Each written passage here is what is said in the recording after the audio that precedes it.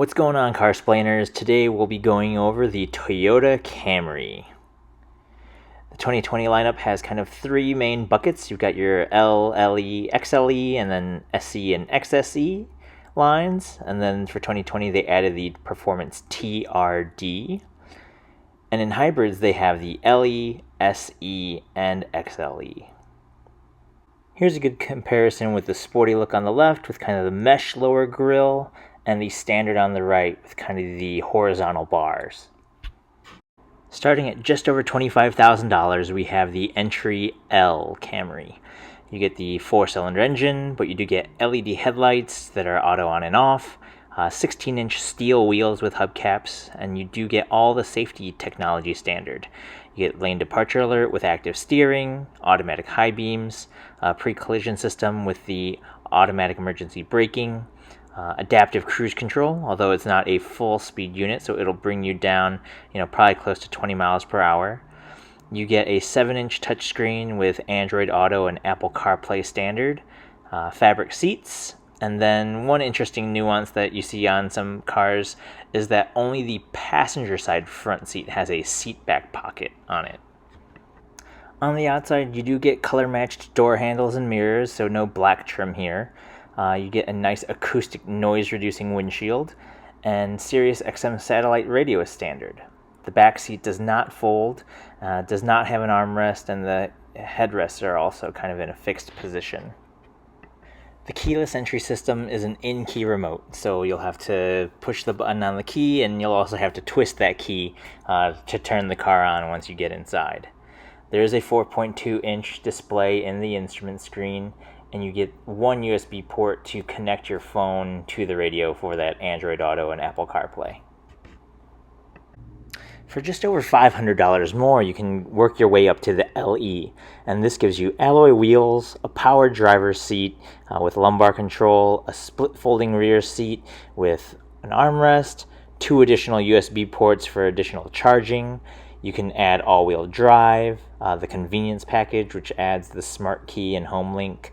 You can also get a larger, upsized radio system with wireless charging pad and dual zone auto climate control, and also a cold weather package for the all-wheel drive trims. Stepping up to the XLE, you get a slightly different front grille, larger alloy wheels, a lot of the things that were optional on the LE, so like the dual zone auto climate control, larger touchscreen radio and wireless charging. You do get leather seats and steering wheel and heated seats, a power passenger seat.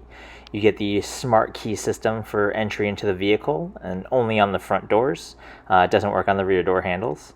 And you do get full speed adaptive cruise control, so it can bring you to a stop for stopping out traffic if you'd like.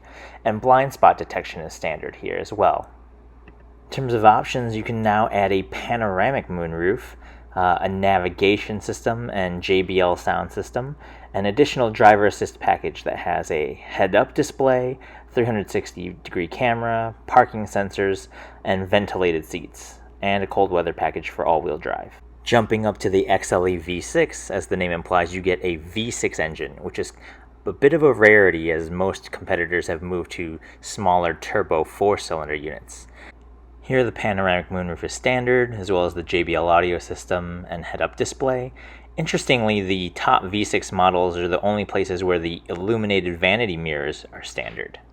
Still optional are things like a navigation system and the driver assist package of the 360-degree camera, parking sensors, and ventilated front seats. Oddly, as this is only a front-wheel drive trim, a heated steering wheel isn't available in the top Camry. Moving over to the sporty side of the Camry house are the SE trims. SEs aren't new to the Camry lineup, but they really started to become popular with the 2007 model year, continuing on for 2012, and then expanding with the 2015 to SE and XSE. This has continued on with the 2018 model with SE and XSE, indicating kind of level of contenting. And then with 2020, they added the TRD for their all-out performance variant.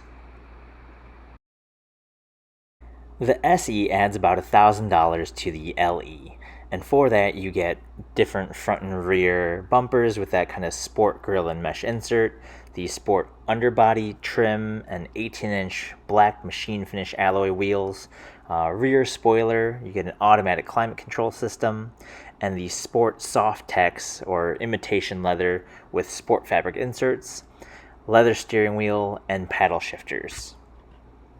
You can still add quite a bit of content to the SE, whether that's the convenience package, the upgraded audio screen and wireless charging, blind spot, or the cold weather package.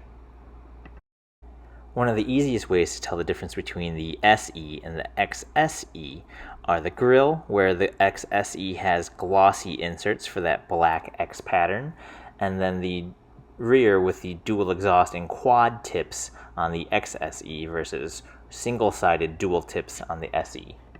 Also notable are that the XSEs are where you can start to get the two-tone midnight black roof. The XSE V6, being the most expensive Camry, is actually not the performance leader. The XSE V6 is still focused on adding a lot of those creature comforts to the SE look. The 2020 TRD Camry sits below the XSE V6 by about $4,000. It actually adds to kind of SE level contenting. You get the big engine with blackout headlights, the gloss black front grille of the XSE, black painted mirrors, 19-inch TRD matte black wheels, pedestal spoiler, black underbody kit, and a TRD catback dual exhaust. Inside you'll find red seatbelts, red stitching accents, aluminum sport pedals, a smart key system, TRD shift knob, a lowered sport suspension, and then larger front brakes with red calipers. You forego a split folding rear seat in the name of additional body rigidity enhancement. The TRD trim is actually fairly Spartan. There are no options other than color and tires. You don't get a sunroof. There's only that single zone automatic climate control. No available wireless phone charging.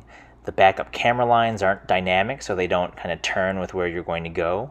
You have a smaller information screen in the cluster. Only a power driver's seat. Again, that rear seat doesn't fold, and no illuminated mirrors inside, and no blind spot monitor. So not as many creature comforts, but a lot of go fast bits to help with the driving dynamics.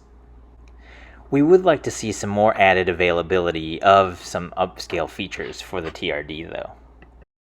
And with features, we've put together our content matrix of where you might find key content items like sunroof, what type of keyless entry, seat fabric, power seat, blind spot monitor, 360 parking camera, wireless charging, what type of rear seat or rear air vents, what type of cruise control, and just interesting is what type of vanity mirrors does it have.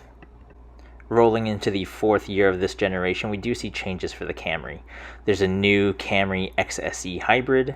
They've made continued enhancements to the advanced driver assistance systems under the Toyota Safety Sense. Rear seat reminder is now standard, and a cold weather package is now available on front-wheel drive configurations. They've also made an interesting change to a more floating style tablet radio screen, and the upsize one gets bumped up from an 8-inch to a 9-inch unit. On the TRD, they have made blind spot standard for 2021 and made the JBL audio system available. Thanks again for watching. Hopefully this video has given you a good idea of what Camry might interest you. Be sure to let us know in the comments which configuration you're thinking of, and be sure to click subscribe. Thanks.